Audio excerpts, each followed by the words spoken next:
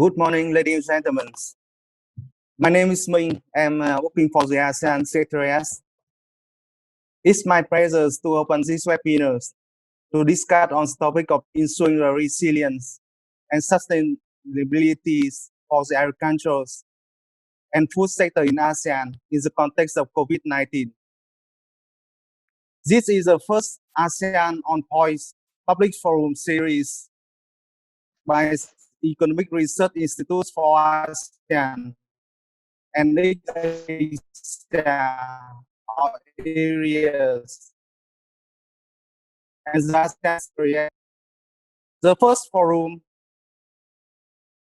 we focus on the challenge faced by the agriculture and food sectors and discussing opportunities and policy options to overcome the adverse impacts of COVID-19. COVID-19 has struck at a time when, according to the latest UN estimates, at the minimum, an additional 83 million people and possibly as many as 132 million may go hungry in 2020 as a result of the economic recession triggered by the pandemic. Also, according to the World Bank, the pandemic's economic impact could push around 100 million people into extreme poverty. Though in some countries, the spread of the pandemic has been slowing down, in the other countries, COVID-19 is continuing to spread quickly. This is a global problem calling for a global response. Developing countries are particularly at risk as COVID-19 can lead to a reduction in labor force and affects incomes and livelihoods of people. Shortage of labor could disrupt production and processing of food and agriculture. At this point, there are many questions in my mind, such as what are the implications of COVID-19 situation for food production, agriculture, and food supply chains? How is pandemic affecting food price? What are the opportunities rising from the pandemics?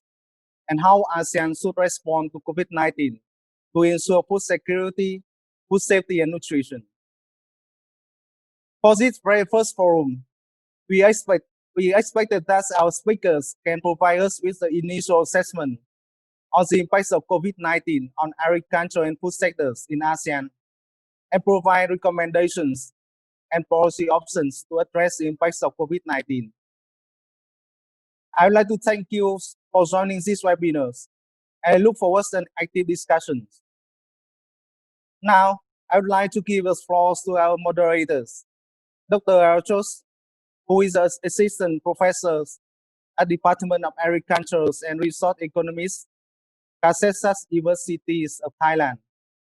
Dr. Archos, the floor is yours. Thank you very much.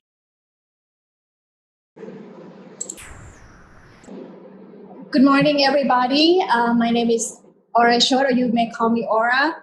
I will be moderating this session. We have about 1 hour, and there are 3 speakers. So I would introduce each speaker individually, and then they would have about 15-minute presentation.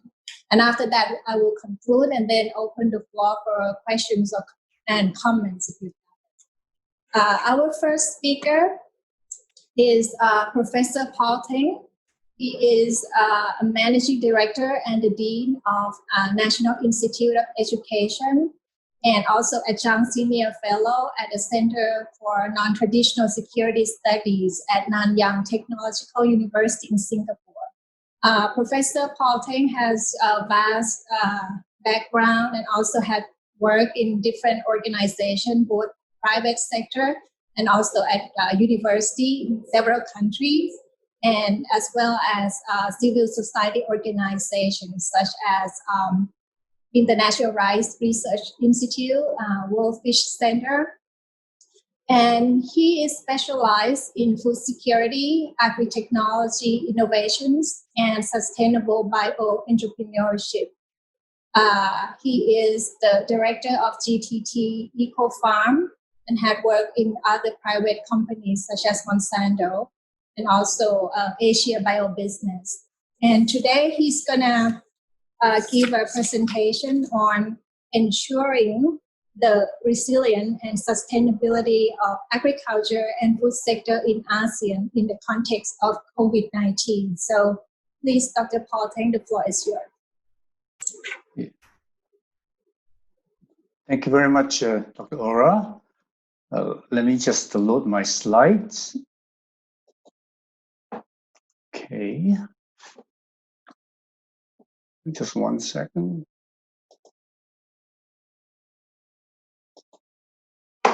Okay, well, again, let me first of all thank ASEC and ERIA for this opportunity to share with you on this timely and very important topic.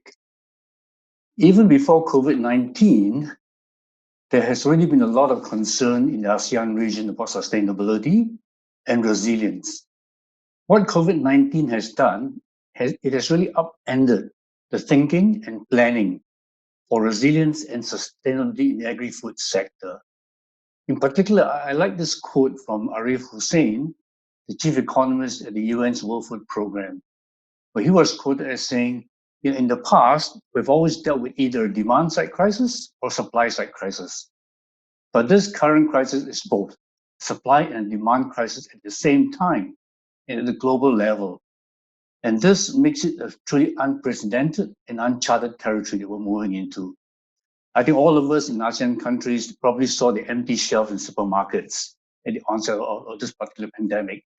So for this particular webinar, I think it's important for us to first of all understand what we mean by resilience and what do we mean by ensuring sustainability. Let me just spend a few minutes on this before I get into the substantive part of the topic. Food resilience really means the ability to be able to withstand and recover from a crisis at the sector level. But at the household level, it means to be able to keep a certain level of well-being. Yeah, in other words, to be food secure really at all times at household level. So there are different understandings of what resilience really means. So governments have to ask themselves, are they trying to address matters at the country level, sector level, or the household level? It's the same with sustainability. I think a sustainable agriculture is one that can indefinitely meet the requirements for food, fiber, at socially acceptable economical and environmental cost. Okay? And I think all of us agree with that. Now, having said that, the challenge then is how do we achieve that? And to address this question, I think it pays for us to, first of all, take stock. What was ASEAN agriculture and the food sectors like before COVID-19?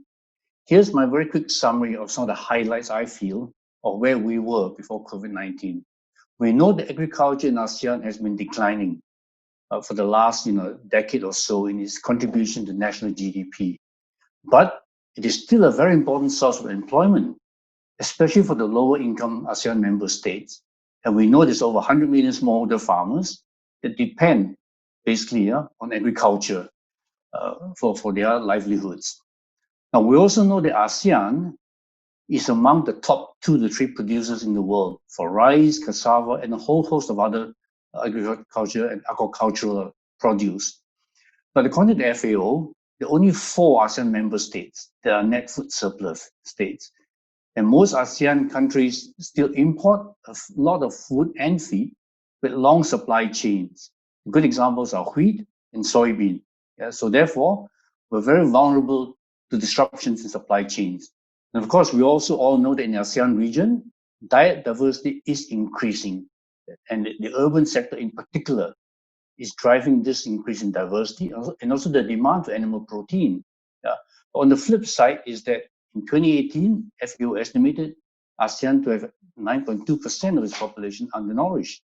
And even a higher figure, 20% or so, of people in moderate and severe insecurity. Okay? So we have 2 phases in essence, what we see in the ASEAN region. What has COVID-19 done to our agri-food situation in the ASEAN region? Dr. Min has already referred to some of those. This slide basically summarizes some of those. And let me just highlight a few of these, because it's germane to our discussion on what to do and how COVID-19 has influenced us going forward.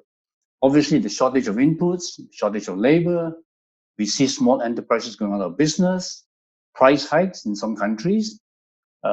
It's reduced production, obviously, delayed distribution and hoarding, both at the household level and also the national level. On the demand side, because of the impact of COVID-19 on employment, we've seen reduced demand for agri products. Also evidence increased hunger and undernutrition, especially amongst the urban poor and certain sectors of society.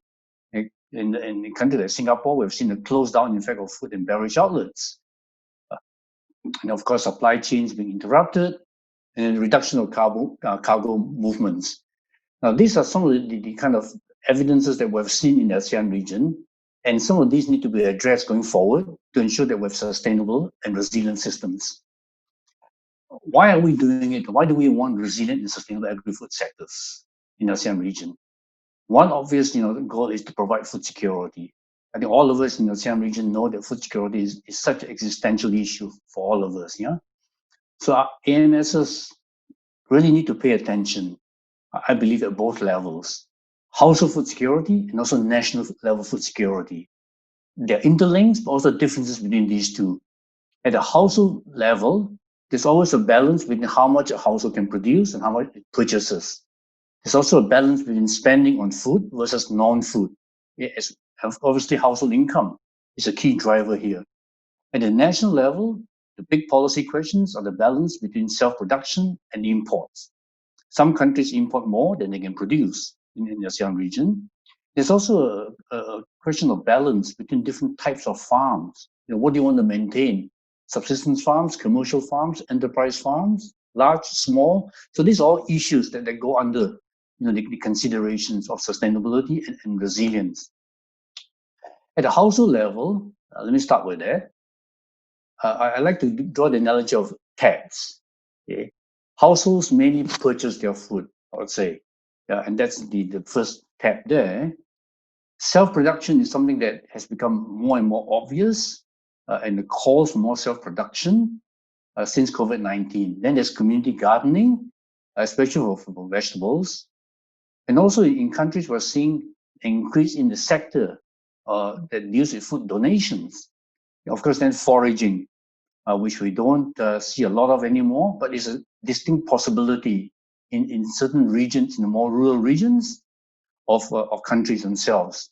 So that's the household level. At the national level, there are 4 main food tabs to make food available. And obviously the interlink is that at the national level, if these food tabs don't work, at the household level, we're very limited in how much food we can buy, for example. Yeah, and imports are still very key, followed by self-production, having reserves and stockpiles, and of course, contract or overseas farming.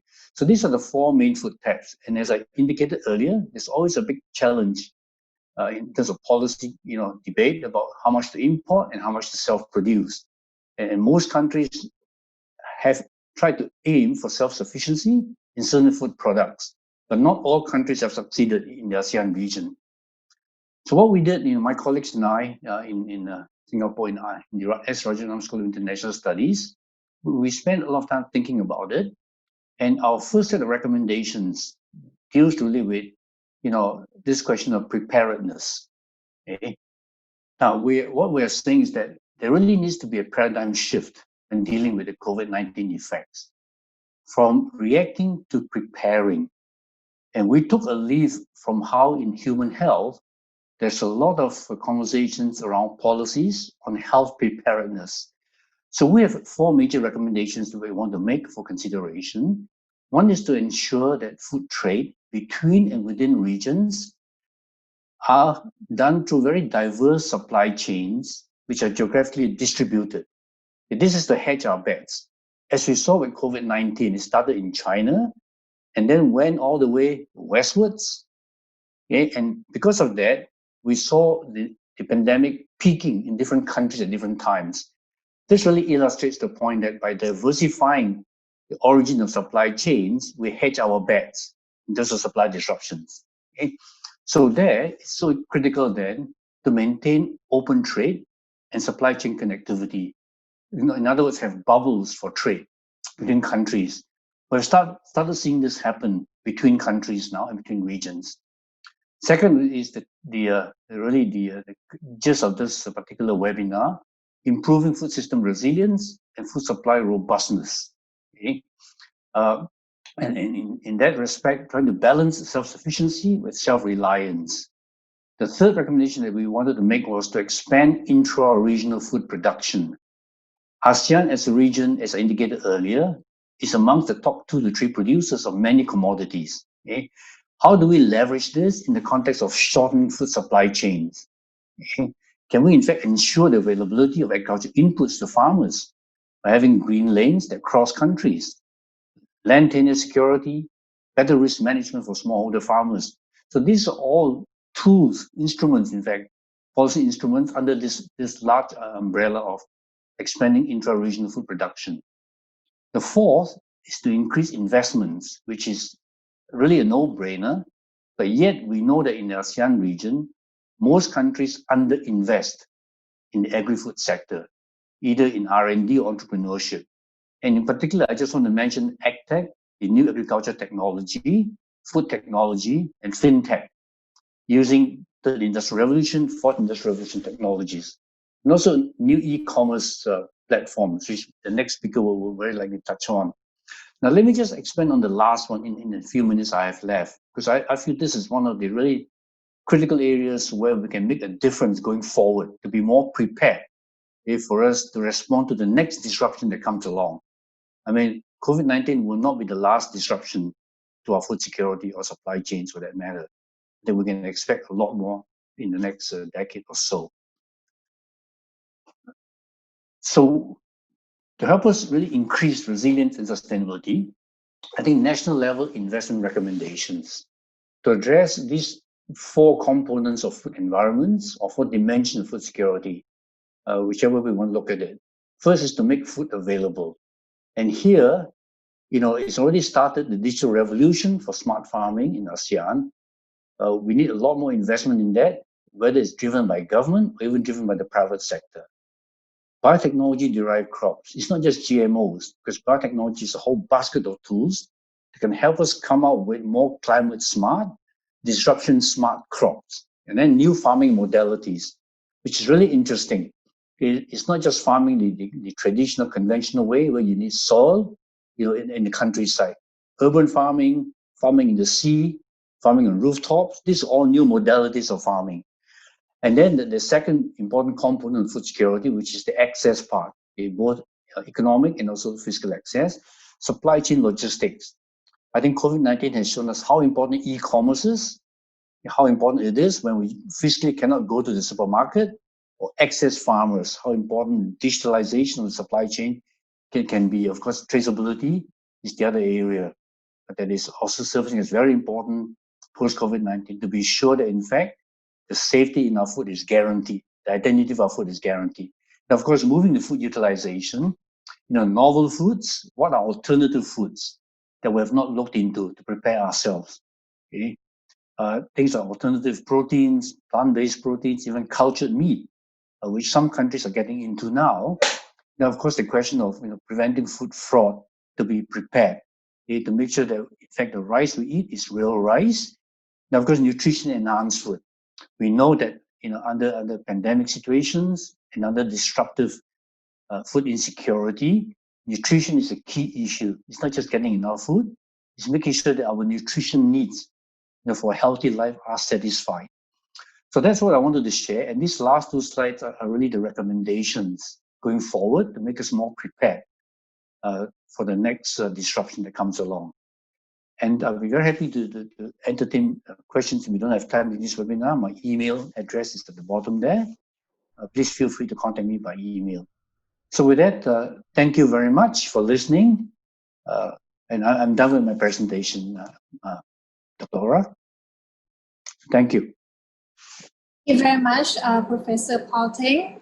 I think you put together a lot of information and give us the whole picture of what happens after COVID-19. I think there are 2 main issues. One is about the resilience of food and agricultural sectors, and the other one is food security. And the last slides provide the whole concept of how we're gonna be able to cope with these issues. We'll come back to you again after 3 presentations, and then give the floor to the participants. Let me now move to our next speaker. Our next speaker is Mr. Dixie. He is the Executive Director of Grow Asia, which is the multi-stakeholder partnership that catalyzes inclusive agricultural development in 5 ASEAN countries, namely Cambodia, Myanmar, Philippines, Vietnam, and Indonesia, and also including Papua New Guinea in his network. And he has vast experience working with several partners and working groups, which he would present the results from their working group discussion today. And he had mainly pre-competitive issues in specific value chains, particularly in agriculture and food sectors. And there are 3 targets that he focused on. One is improving smallholding farmers' profitability and also productivity. And the very last one, which is very important, is environmental sustainability of agricultural sector. Grow Asia, by the way, is recently accredited as an entity associated with ASEAN. So from his several years of working in the industry, today he's going to give a talk on the topic of the impact of COVID-19 on ASEAN. So the floor is yours, Dixie.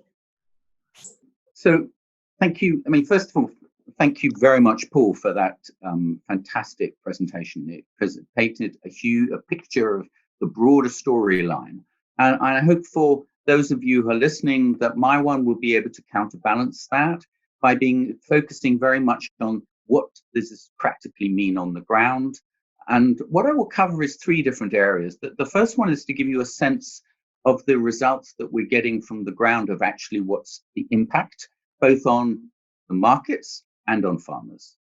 And the next piece is around actually how convening public-private sector partnerships to look at these solutions, how those worked, and then finally to go into the working groups themselves and to be able to give you a sense of what are the solutions that they are particularly coming up with. So starting off here on the food sector, what happened initially was the demand for food and beverages, the restaurants and so on collapsed. And if you were a farmer supplying that market, you had a serious problem. But the reverse also happened, is that there was an increasing demand for fresh products and for products which people would be preparing at home.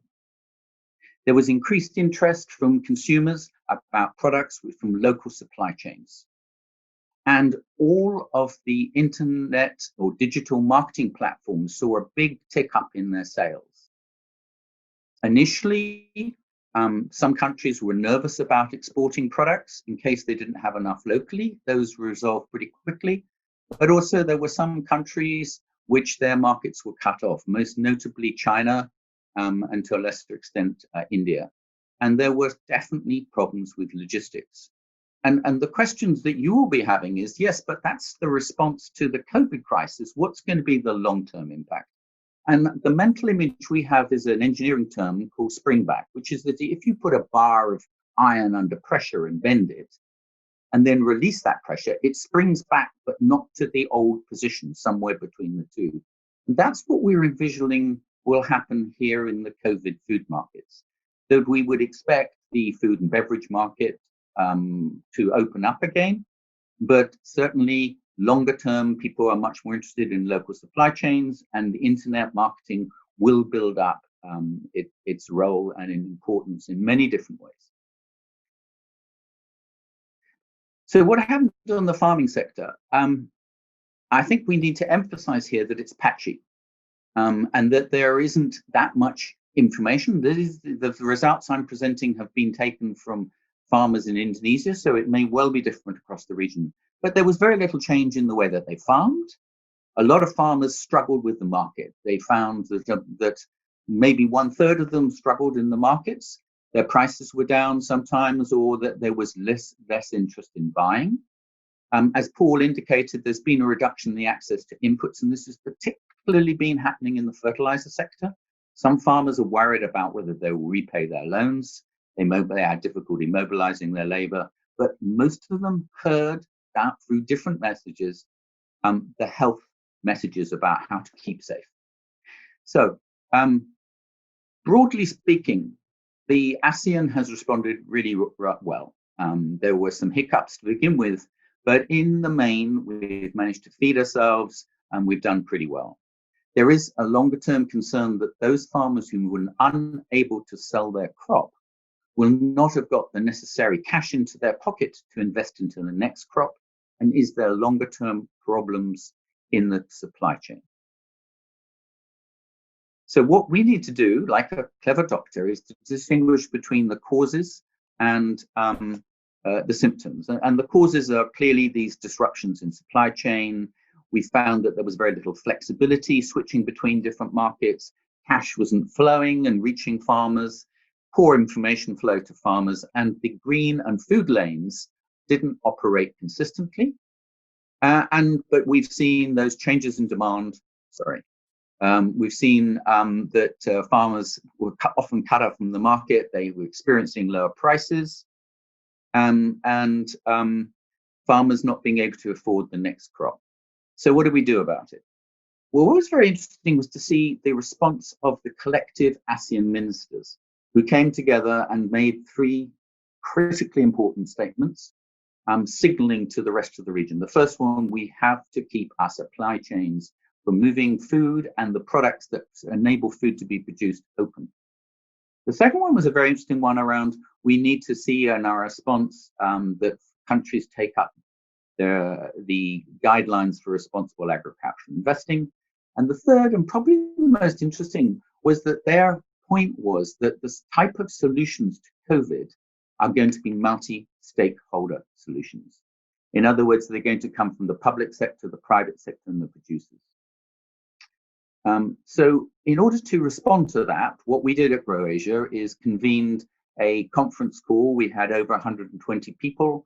This included ministers of agriculture, senior officials, CEOs, both of agribusinesses, but also the businesses in the broader supply chain and the agri-system. People from development agencies, World Bank, IFED, Asian Bank, Development Bank, farmer organizations, civil society. And out of that convening and that discussion, 6 areas were highlighted: rural logistics, mobile money, digital marketing, strengthening the digital policy and investment environment, communication, and livelihoods. And when we got into the detail of it, it was the top 4 that people were most interested in. So we convened 4 working groups. We had about 100 people sign up for it. It is truly a multi-stakeholder partnership. 1/3 are from the private sector. 1/3 are representatives of different governments. About 20% were people from development agencies, and about 10% from a mixture of farmer organizations, NGOs, and networks. And they've met 4 times. Each is for about an hour and a half, 20 people or so in each of those meetings, and a really genuine discussion moderated by an experienced moderator.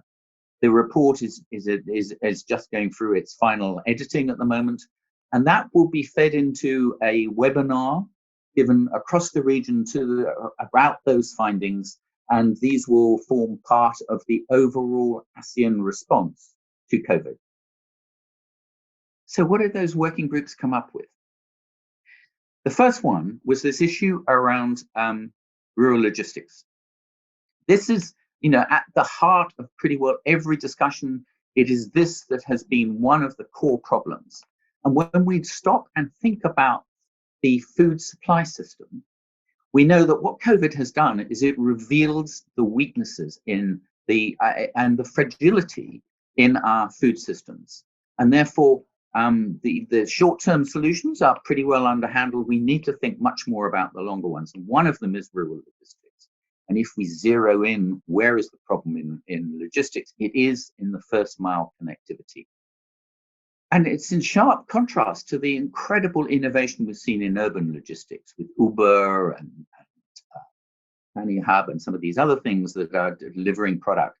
So what the group came up with was to consolidate together the global best practices on food systems, food lanes, how to keep people safe within that, coming out of WHO, FAO, and the international labor organizations.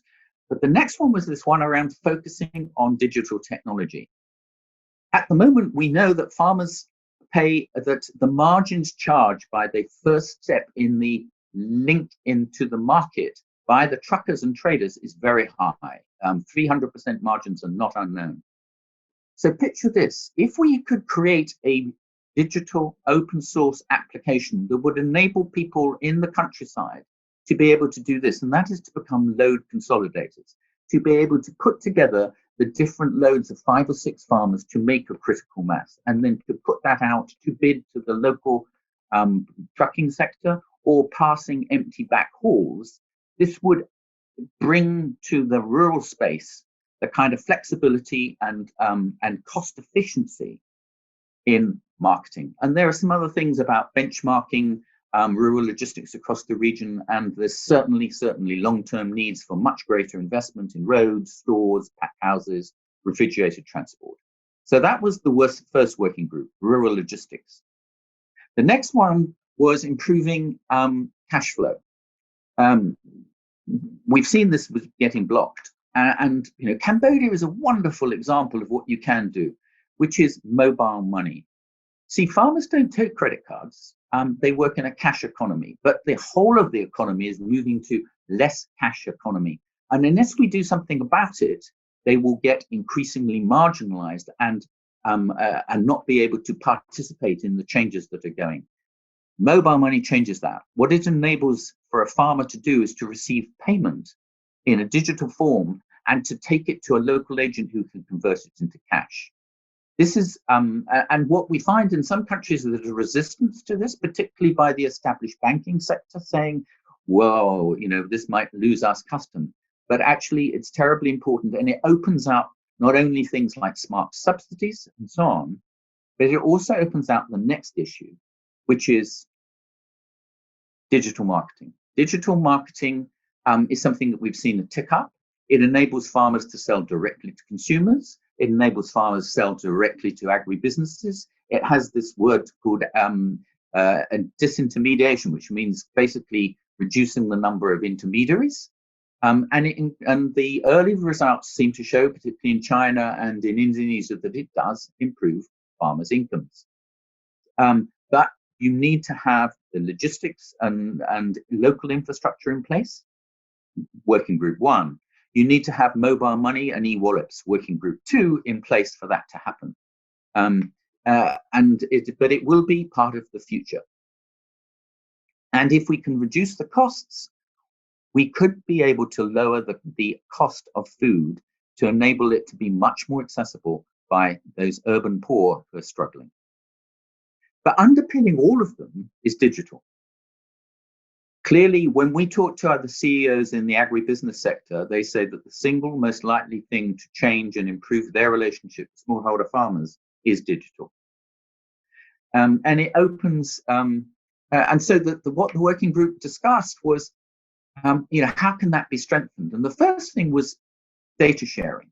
You know, in the agricultural sector, you know, it's very difficult to serve your farming sector if you don't know who your farmer is. Certainly the private sector, the banking, saying we need to know the credit scoring of different people. So this opens out a whole area, both for the public sector and the private sector, for data sharing. And there are solutions to the problems of privacy and who owns that data. We need to work through them, but they are out there.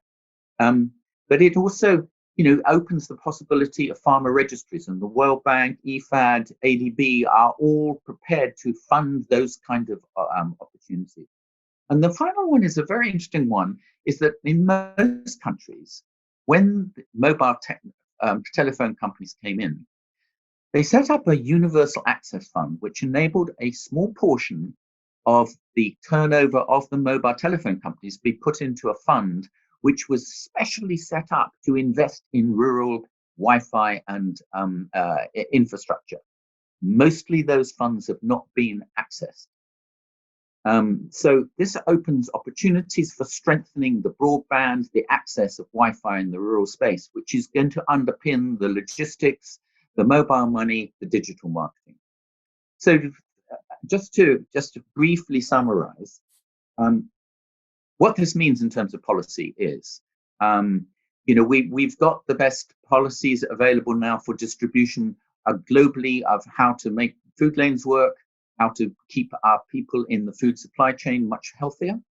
But we need to be able to trigger the kind of innovation in rural logistics that we've seen in urban logistics. Mobile money and all of that way of operating is something that will bring the unbanked, who are mainly often farmers, into the changing and less cash economy. Digital marketing platforms need to be supported, and they need their infrastructure. They need the middle classes, but there are new ways that this is opening up, and you need the mobile money. And finally, all of this needs to be underpinned by a much greater emphasis on digital infrastructure.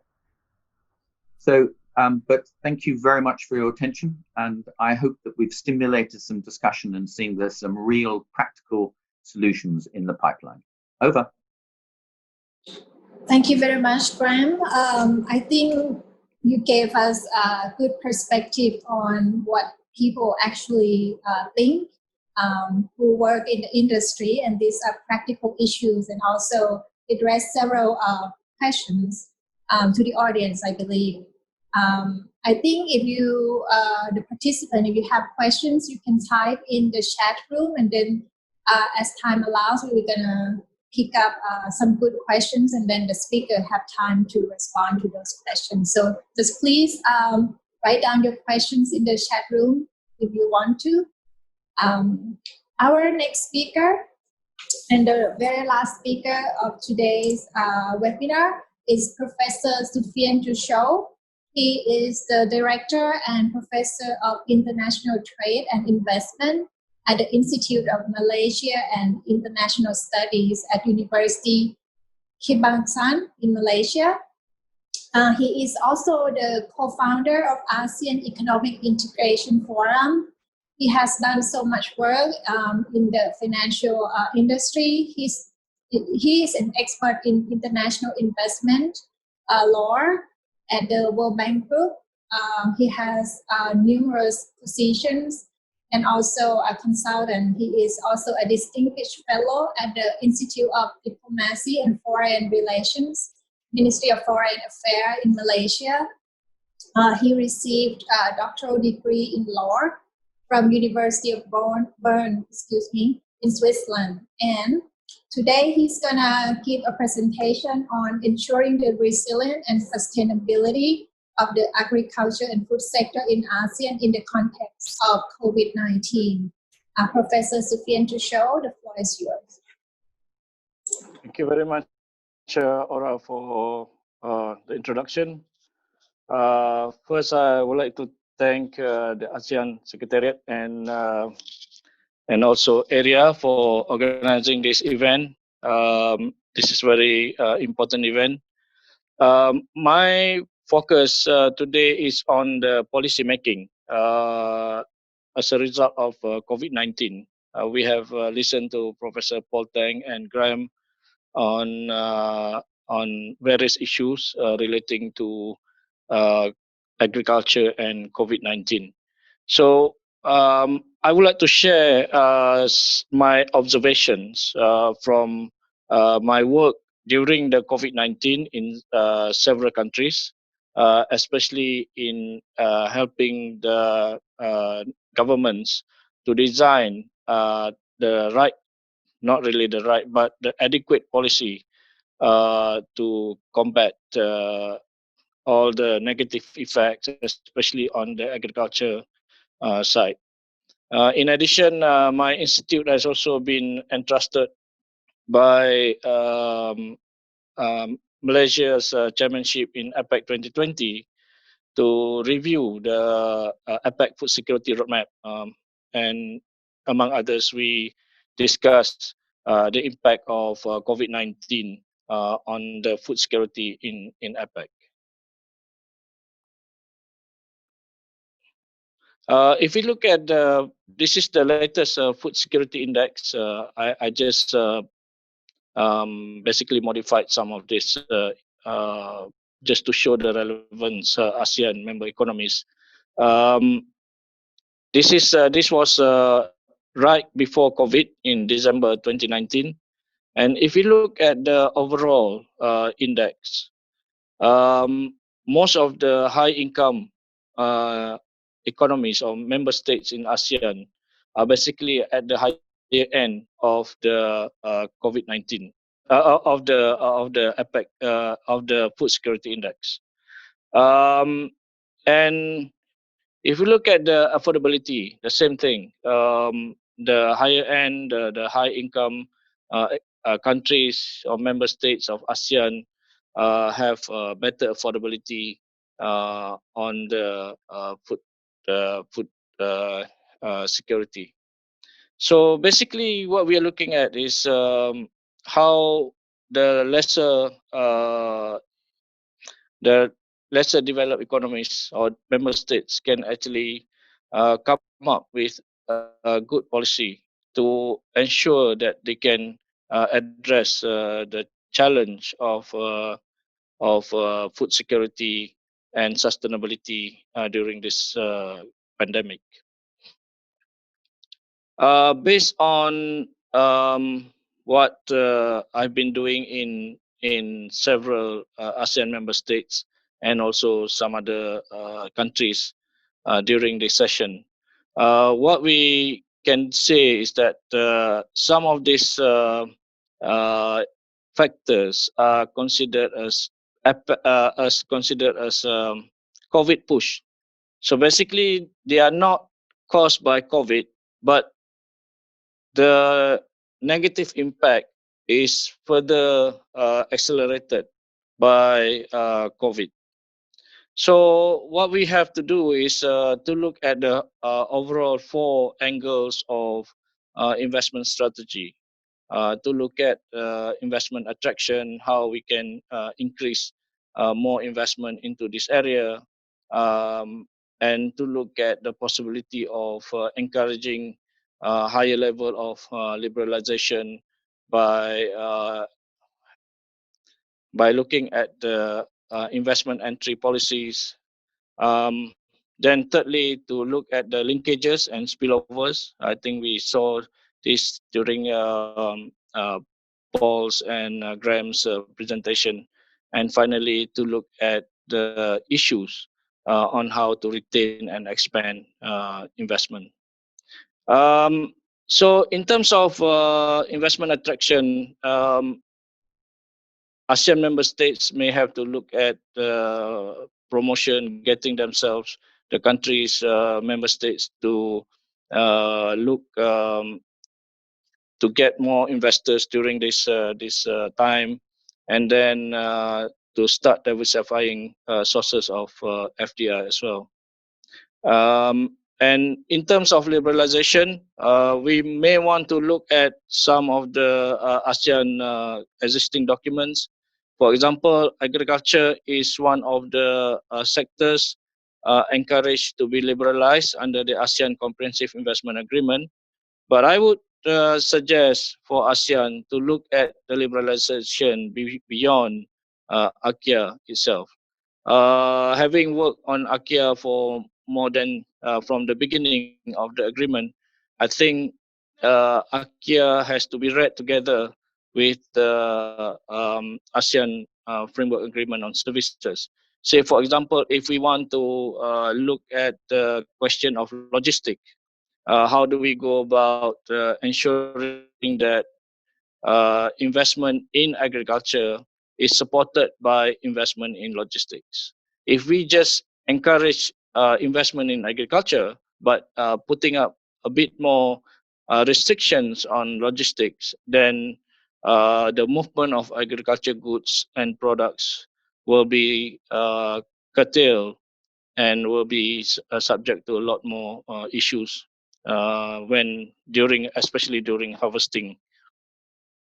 And we have to look at the whole of value chain. Again, member economies, ASEAN member states will have to look at the whole of the value chain and how they can actually encourage investment, not just at the farm level, but also at the processing level in manufacturing and supply.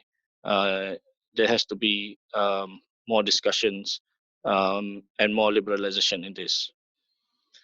And then we have to look at the linkages. It's not just about getting investors coming in, especially foreign investors, but we also need to look at how these investments and investors will actually assist domestic farmers, domestic investors, those who are involved in agriculture, supply chain and value chain in the whole of the economy. So there has to be some support for the domestic players. There has to be skills upgrading, research and development, especially in the public research institutes and technology transfer. And to ensure that we have increased sustainability, farmers and manufacturers will have to be encouraged to adopt the responsible production practice. This links to the responsible investment, and the responsible production will actually reduce waste and reduce any negative incidents on the environment and the overall food production. And we, at the same time, would encourage consumers to adopt responsible consumption to reduce food waste at the consumption level. So at the end, investors will have to, governments will have to look after investors, not just foreign but also domestic. There has to be investor aftercare to ensure that all the barriers that they face will have to be addressed. And we need to look at the future shocks. We have to be prepared. Like Paul said, this is not this is not the last, and I would probably think there will probably more and more shocks coming up in the future. So we have to be prepared to do what on what will happen if there are future issues that cause more disruption in agriculture sector. So, for example, we have to address this barrier. When I work in many economies, many countries, I realized that policymakers, they look at things in segmented way. But we have to look at things, investment and implementation of investment in agriculture in the total wholesome manner. So there has to be a facilitation across the board. So for example, in the pre-operation at the company registration, the government has to ensure that it's easier to have land for agriculture. In one or two countries that I work, we have government's regulations which are still outdated, and so they have to start looking at modernizing land law and related regulations. Financing is very important. Again, it's very difficult to obtain financing, especially those who are interested not just at looking at the upstream farming, but also to combine upstream farming with food production and food processing. So there has to be a lot easier access to funding with probably low interest rate. And then once the business starts operation, we have to assist the businesses, the farmers, to meet the SPS, sanitary and phytosanitary and issues relating to technical barrier to trade, such as standards. Say, for example, farmers who are exporting or intend to export, they have to go through certain certification. And in one or two countries that I work, they only have very limited number of laboratories. So this has to be addressed. And how do we go about getting the compliance with the SPS? And TBT2, say for example, labeling, there has to be some form of support on how they can meet the minimum standard, basically normally imposed by the importing countries. And then we look at the question of storage and logistics. Domestic logistics is key. There are some issues, especially in the rural sector.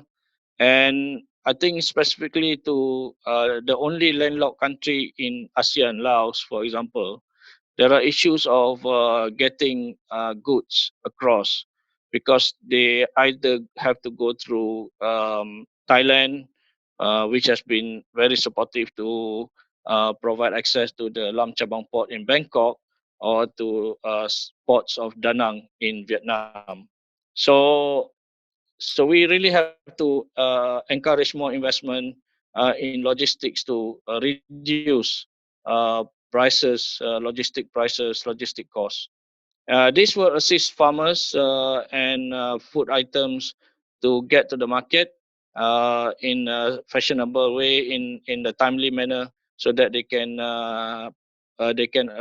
goods can arrive fresh to the consumers. And finally, I think the governments will have to look at incentives. How do we go about encouraging domestic farming communities to spend more and invest more in this sector? And at the same time, how do we go about getting foreign investors who are interested to come and invest in agriculture and the food sector? So those are my presentations. I'm happy to discuss if there are questions after this. Thank you very much.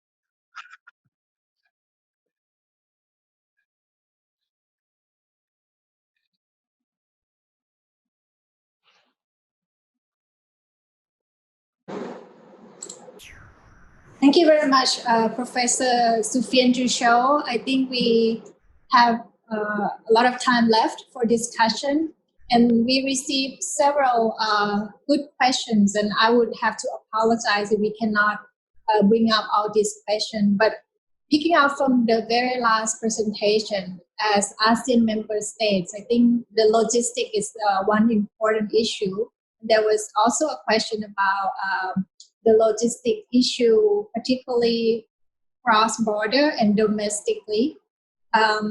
There was a question whether or how would the government should take into account the issue of logistic, particularly when you import the commodities and you may lack of infrastructure within the country. And also the same thing that our last speaker just mentioned, that how would you bring the production from farm to fork efficiently.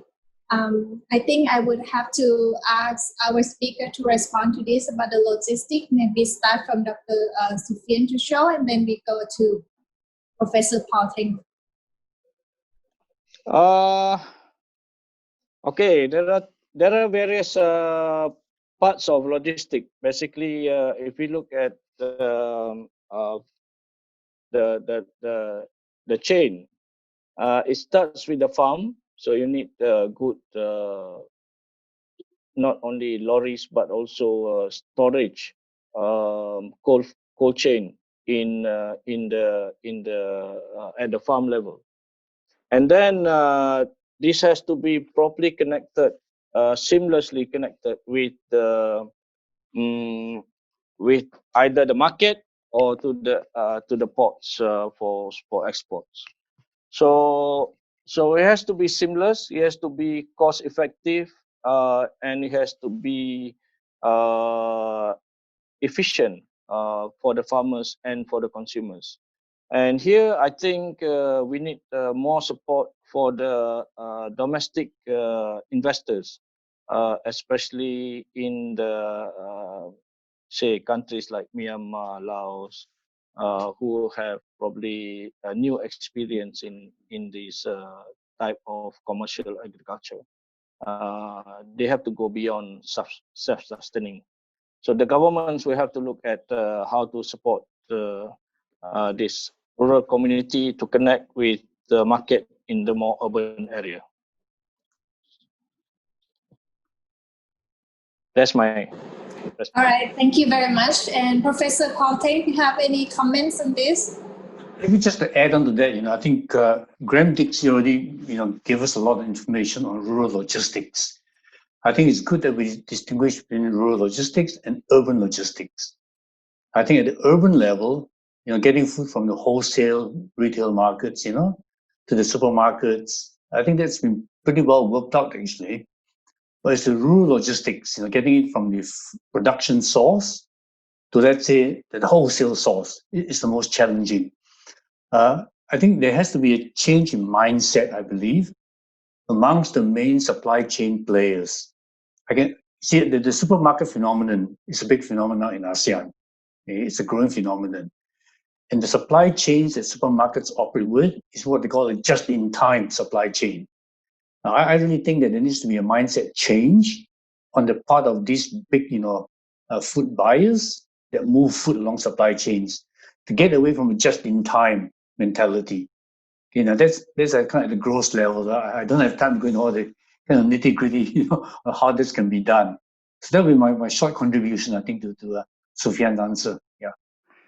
Or if I could just add a little bit of detail which people might find interesting. When we spoke to the major trucking companies, they're not at all interested in going the rural space at all. The DHLs, the TMEs, and so on. The rural space is dominated by many, many small private trucker individuals who are quite sort of informal businesses.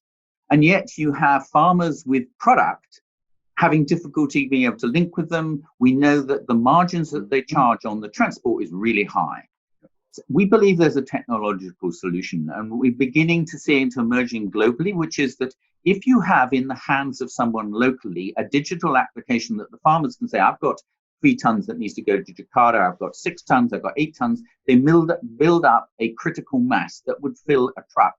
You then be able to put it out for bidding from the local private trucker organizations or passing empty back hauls to get a competitive auction for those prices. And that, we believe, could really significantly improve rural logistics by using the digital technology and lower the cost of delivery of food, which is the key thing around food access. Over. Ora, can I just add to that discussion? I think what we need is sort of like a combination of government and rural community intervention. So they could probably run a cooperative to focus on logistics, because if you rely on one farmer to provide logistics for his own goods, it's not going to be efficient and cost effective. So there has to be some form of communal ownership. And here, with the new technology, we can have more efficient arrangement that can actually be linked with the urban logistic provider. Great. That was very nice responses from our speakers. And Grahame Dixie, I think your presentation focused much on the digital, technology. Could you elaborate more if there are any gaps in this digital status in ASEAN member countries, and how would you address this problem? The investment in digital applications in the last 2 years has really shot up. It's like $124 million. A lot of that is in digital marketing and some of these other things. The surveys we have done about how farmers actually use digital has been very revealing. And what it's shown us is that they do use their phones as a farming tool to organize logistics, to make sure that the inputs are there so that they don't go down to town and find there's no seeds for sale. And they phone up and they find about market price information. What they don't do is use digital applications. Less than 1% of farmers in our region are actually using digital applications, and yet that's where all the investment's going. What they do is fascinating, that they use chat rooms. Somewhere between 20 and 40% of farmers live in operating chat rooms, and they exchange information with one another. And it opens, and there you have a network already set up, they're used to it, and so on and so forth. What is coming out of the commercial sector, interestingly, is the use of influencers in chat rooms. In other words, this is, trying to sell people perfumes and lipstick or whatever, but why can't that be applied to agriculture? An extension officer operating in chat rooms can inject good information and so on and so forth, and we know that they're really using it. And then to move on a little bit, what we are in the longer term, there's a lot that the farming systems at the moment are not fit for future purpose. And I turn the contrast up on that actually, the way that things are changing in terms of the way that economy, cash is flowing around, and the need for a younger generation of farmers to emerge who are much more technologically savvy. But for them to stay in farming, they need to make sensible livings, and that's about them being more productive, more linked to the market, but also being able to get access to a greater land area. Those are the sort of longer term pictures that are beginning to happen in the region, and we need to base this on what the learnings are from the field, and what is, there's that lovely statement that the future is already here, it's just a bit patchy. But let's learn from what actually is beginning to happen, because I think we're starting to see a future farming system which is around more medium scale farms, and we are increasingly seeing, as Paul emphasized, this incredible urban demand with doubling in food spend, which gives us the opportunity for a lot more money to flow into the rural economy. I will leave it at that. I think digital technology has high potential, and we see that a lot of people use this during the crisis. I observed that even in Thailand, people trying to sell their agriculture and food products online. People trying to see where there are oversupplies and then where there are shortages, if they can exchange, the commodities. But I also think there might be some limitations. For example, older farmers or aged consumers may not be able to access to this technology, or even for farmers, I don't think every single farmer have access to telephone or internet and be able to join, that chat group that you mentioned. Grahame, do you have any comments on this? Yeah, I certainly do. The access to the internet is very different from country to country. And in some places, Myanmar is surprisingly good. 75% of them have smartphones. Philippines is much more difficult because the infrastructure is not there. And that turns to these issues around actually being able to put in cables. There's such a difficult process to go through to be able to put in the cables or the towers. That needs to be cleaned up. And the other one, as I alluded to, was the universal access funds. These are often large volumes of cash which are sitting in government accounts but are not being utilized to invest in strengthening our rural infrastructure. The other point that, and your point is well taken about, the older person. This is absolutely true. The younger person is much more understands about how to use technology. But what we do find is this, that actually when people realize there's an incentive, they work out ways around it. They bring their daughter in to be able to use their internet in the same way that I use younger people to get me up to technological speed. Over. Great, that was a nice comment.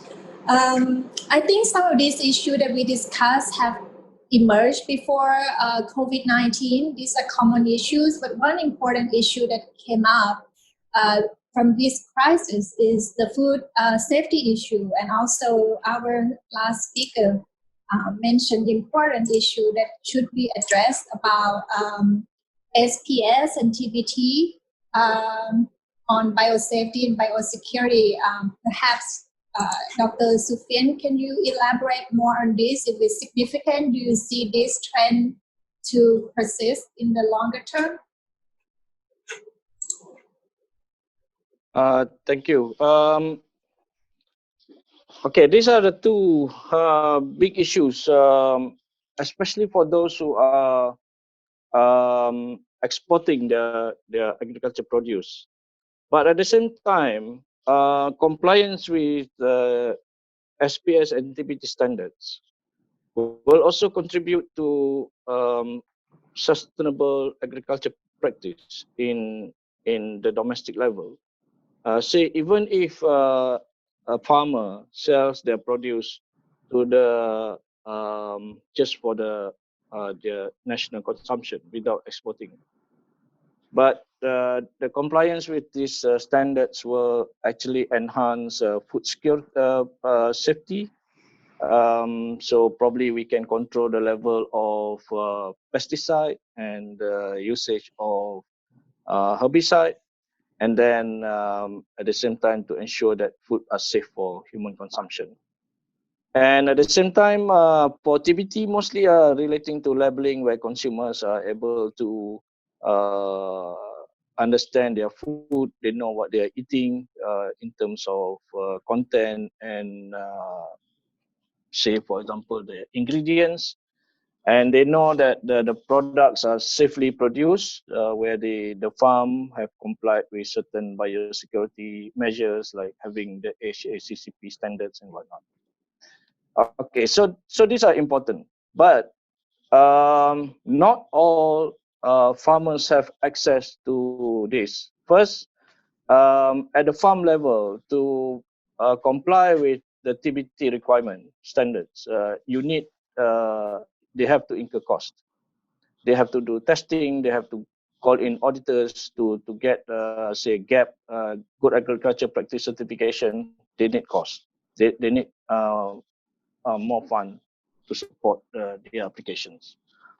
And at the same time, they have to be trained, because once you have got the system running, there has to be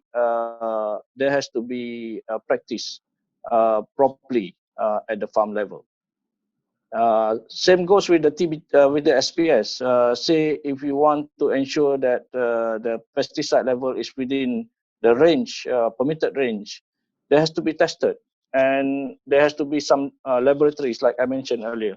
So some countries have lack of infrastructure on testing.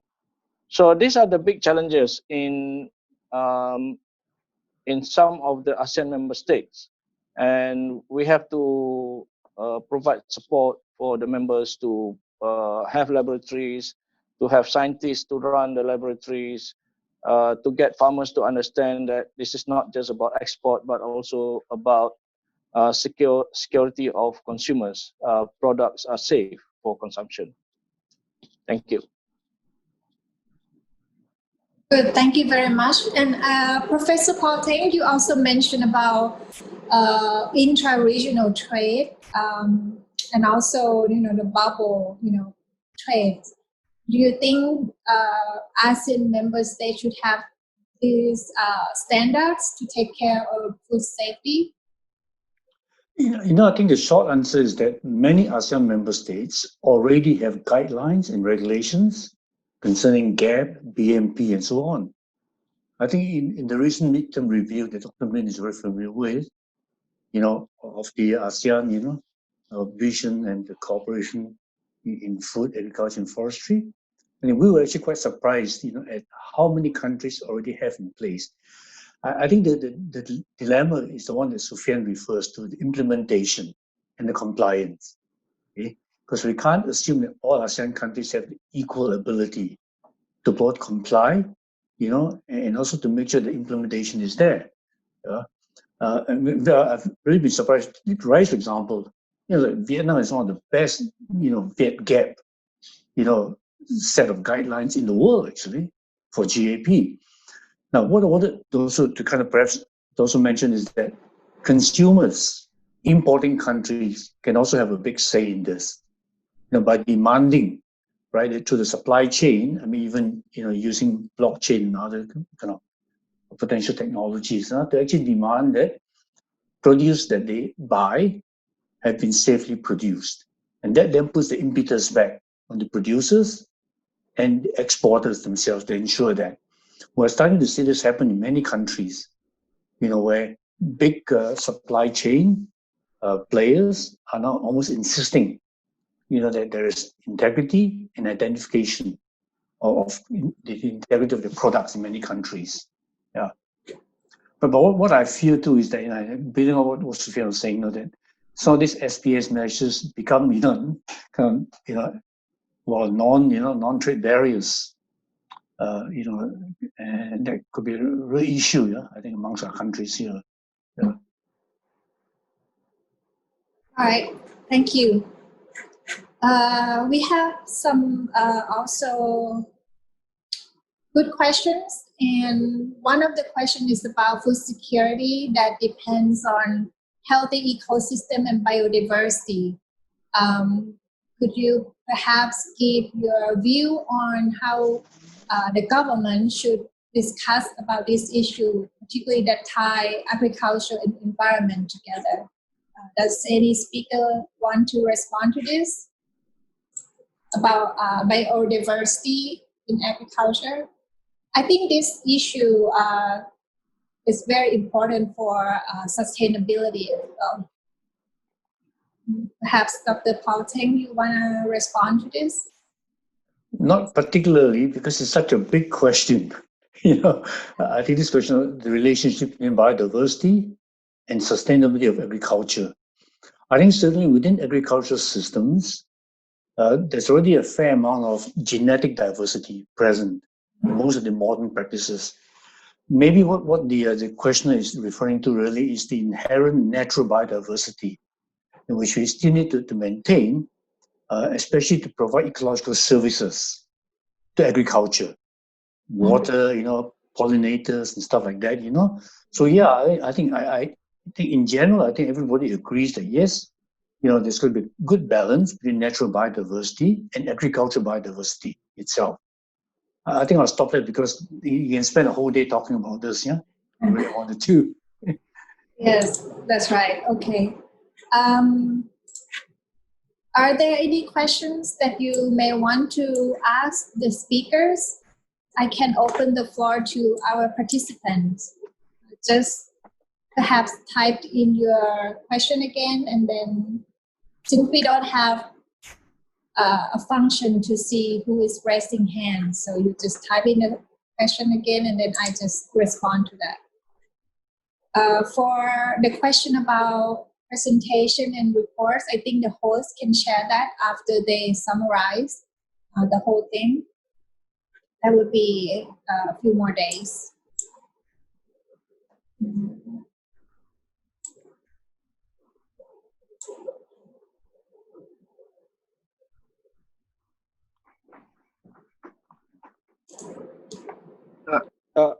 Aura, if you wanted, I could just add a little piece on food safety, Yes. which maybe you might find, and I think the audience might find interesting.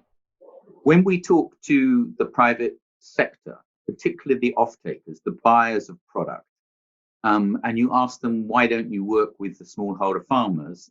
They will make this point, which is that they're terrified that one of them will contaminate their raw material supply with either high bacterial counts or the wrong agrochemicals. And that this is a difficulty for them because it could ruin their customer, their quality, their reputation.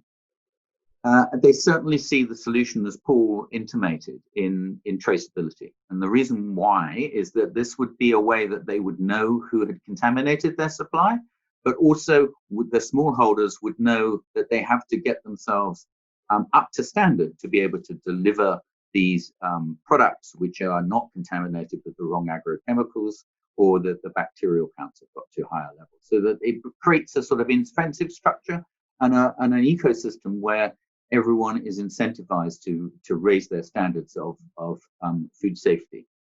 The second thing that comes out of that is this point of the longer term, the emergence of a cadre of younger, better, more professional farmers. Because as Paul has intimated again, the urban demand is an increasingly sophisticated demand. It's not just food safety for export crops. people in Jakarta, in Singapore, in Vietnam, the top two issues were food safety in the minds of people in Ho Chi Minh and so on. So this is definitely something for the future. Over. All right. If I also may, all right. I noticed there's a question from Azizi directed to me.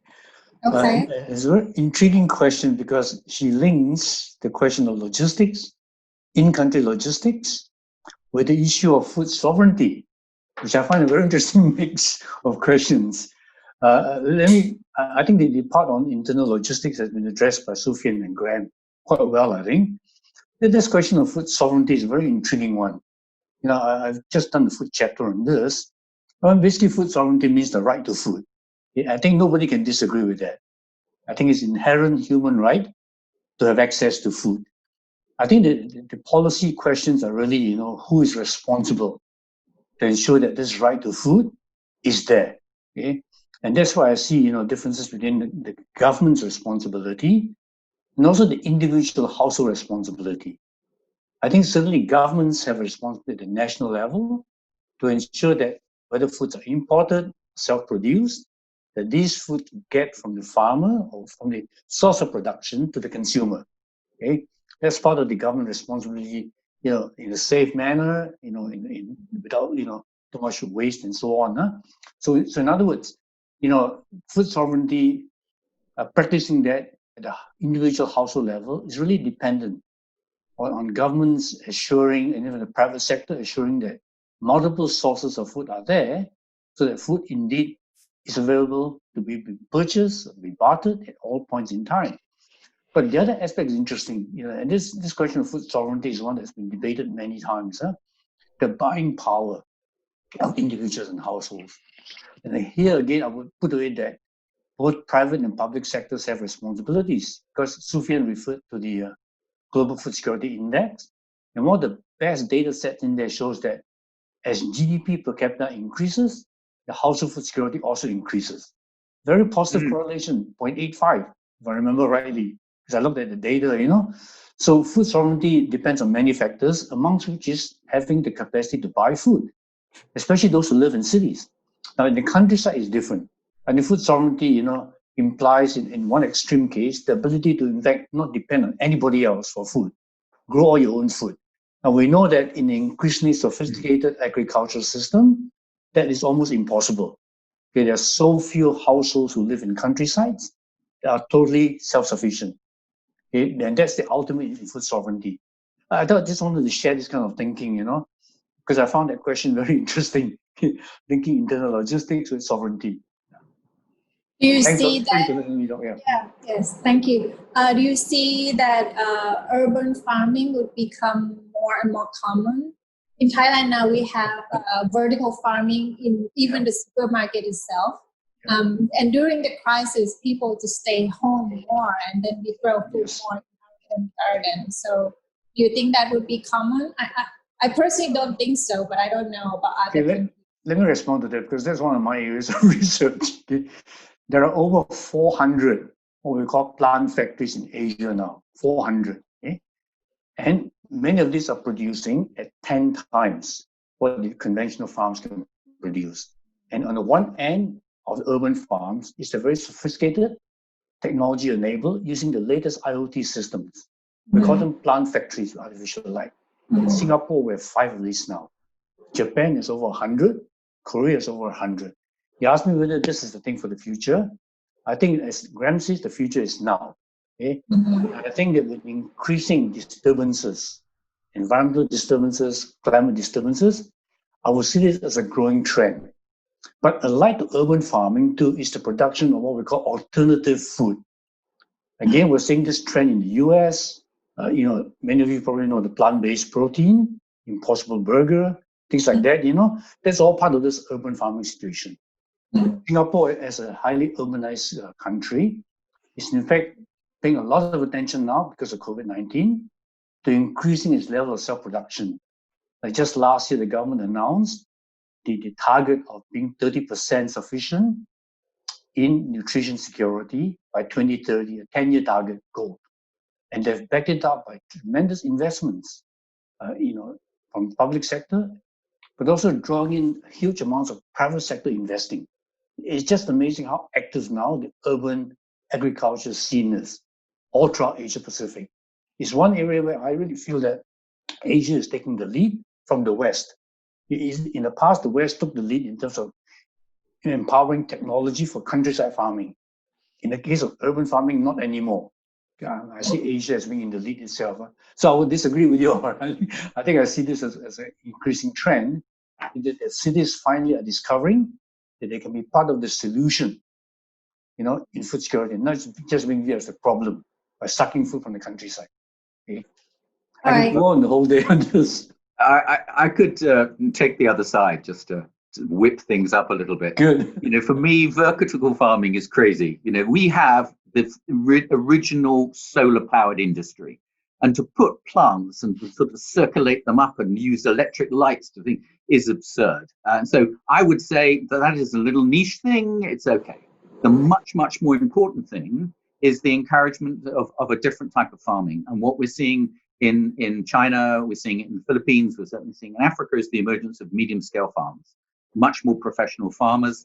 This is where the bulk of the food will come from. And the mental picture here is that these are going to be younger, more professional farmers who have a sufficient land there that they can make a sensible living for them and their families. And surrounded by them will be a network of businesses which will be supplying the services that those farmers need. They will be doing the ploughing, the threshing, the contract harvesting. They will be flying drones to apply agrochemicals. They will be organizing labor gangs, etc. This is a sort of different mental image of what future of much more inclusive farming systems are about, but also be enabling that money that comes out of the urban sector is circulated for a rural economy which desperately needs it, because that's where poverty is. The poverty levels in the rural space is 2, 3, 4 times as high as it is in the urban space. Unless we get cash flow flowing through that rural economy, we're never going to change rural poverty. And that's the opportunity. Over. I don't think we're disagreeing with each other, Graham, because I say the same things that you say.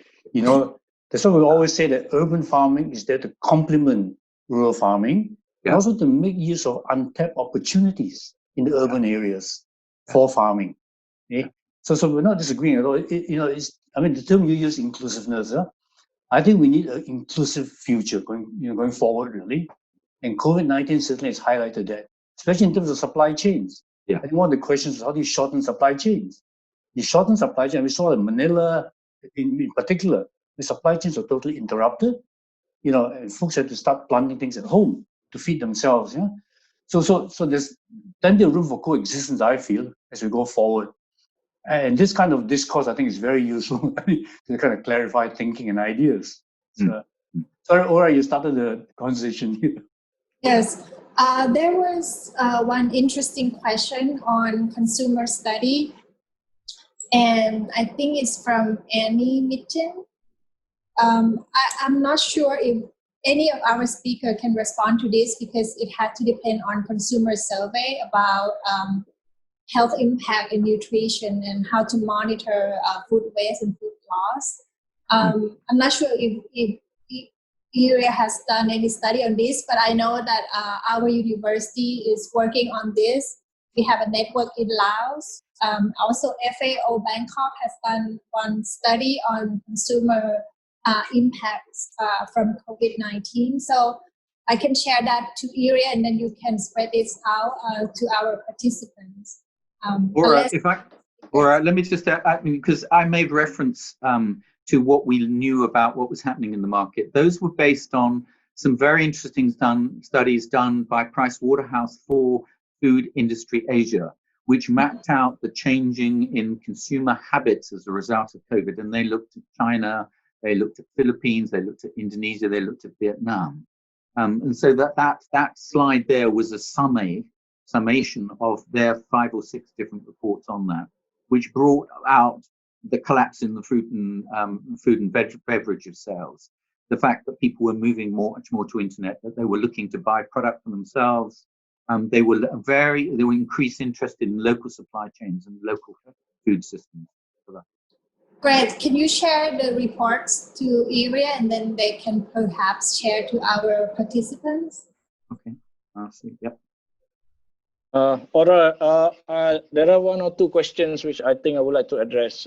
One is from Pumin on the issue of how do we control chemical in food and agriculture. And another, I think, from Jose from RSIS about land and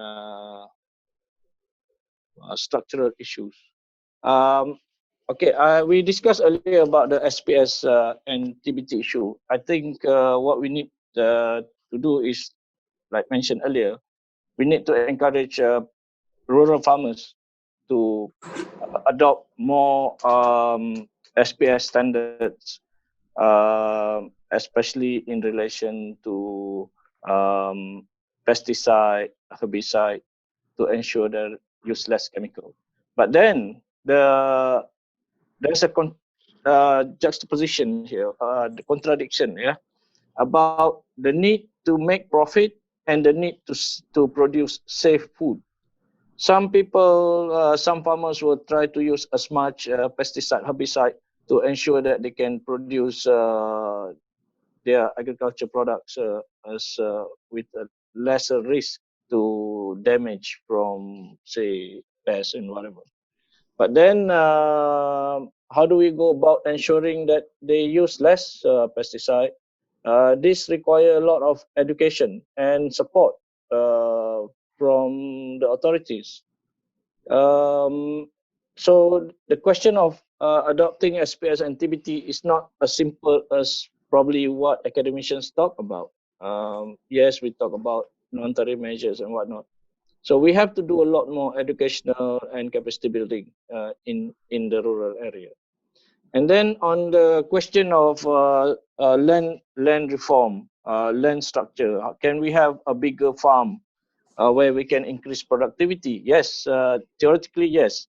But in practice, land reform is one of the slowest probably in many Southeast Asian nations.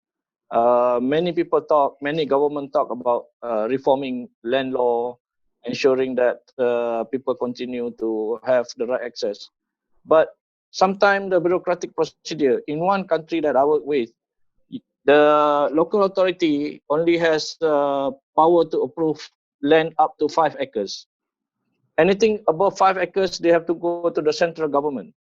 And this takes forever to get approval. So yes, it's going to take a lot of, I think, some efforts in ASEAN to ensure that there's cooperation beyond what we already know to assist our member states to be able to increase productivity and to assist them in conducting a necessary reform at the local level. All right, thank you very much. I think there remain several good questions, particularly on consumer, food quality and affordability. And I think we almost run out of time, and I would like to thank all the participants for your great questions and attendance. I would like to now give the floor back to ERIA to close this session.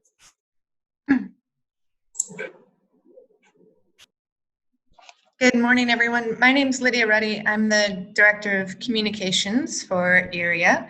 I want to thank all the panelists and Aura for an excellent first episode of our new event series, which is called ASEAN on Point. And I want to thank ASEC and Min for all the support in putting this together. So this new event series is in collaboration between ERIA and ASEAN Secretariat. We will be organizing events that focus on key challenges to the ASEAN region. We have one coming up at the end of the month on TVET, which is Technical Vocational Education and Training. We have another one in October on fake news and another one in November on science, technology, and innovation. So the format of these events is to be very interactive like it was today. And I also thank all of the participants for all the excellent questions. We'll have presentations, panel discussions, and question and answer in every one of these events. They will be short format, so up to an hour and a half like today's. And we'll try and have representation from diverse stakeholders, including academia, private sector, international organizations, in some cases, youth, just depending on what the topic is.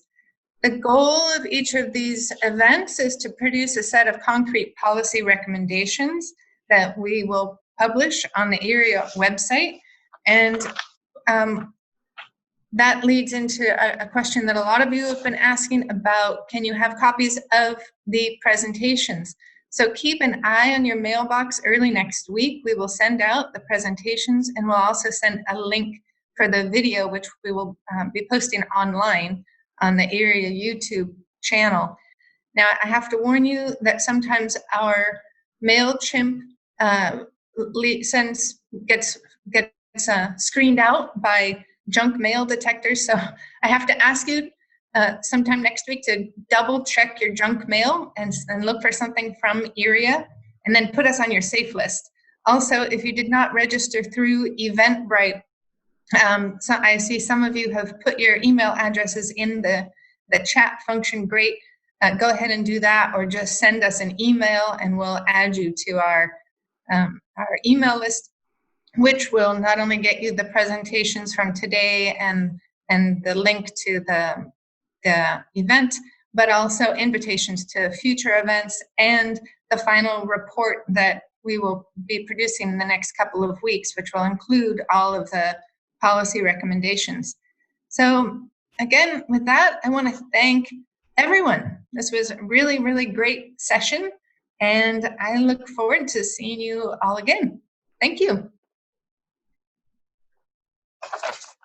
Thank you very much, Thank you. everyone. Thank you. Bye-bye. Bye-bye. Bye-bye. Bye.